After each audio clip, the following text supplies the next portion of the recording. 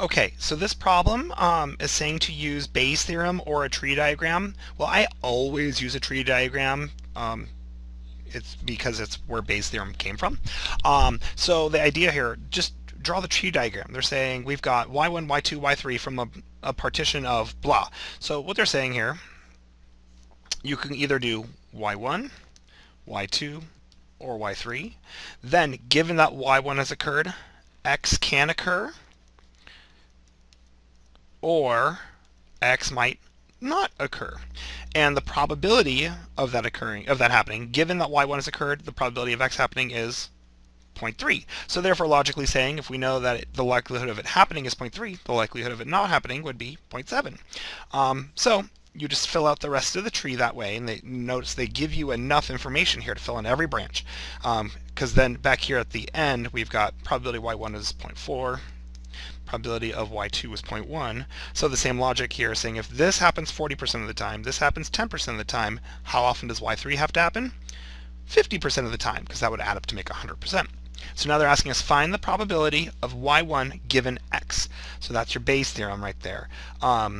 So therefore, you are just going to you have to fill in the rest of the table, and then Bayes' theorem, which is always desired outcomes over total outcomes.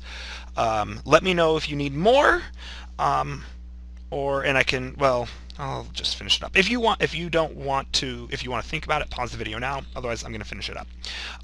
So this would continue being probability of x happening given y2, probability of x given, not x given y2, and we continue this y3, not x, y3. So therefore, let's see, probability of x given y2 is 0.2, which means this is 0.8. Probability of x given y3, so this would be 0.5, which means that this would be, again, 0.5. So now, Bayes' theorem says,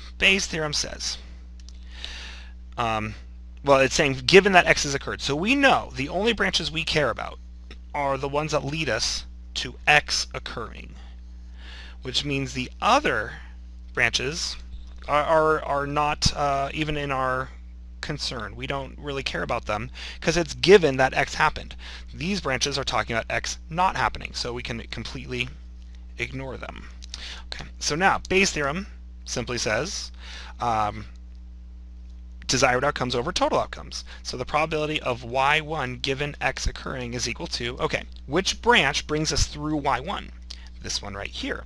So our desired branch would be 0.4 times 0.3 divided by, now, all of your branches, because the denominator is always total number of outcomes. So 0.4 times 0.3 plus 0.1 times 0.2, and then plus, now the final branch here, which would be 0.5 times 0.5. Okay, and there's your Bayes' theorem. Hope that helps.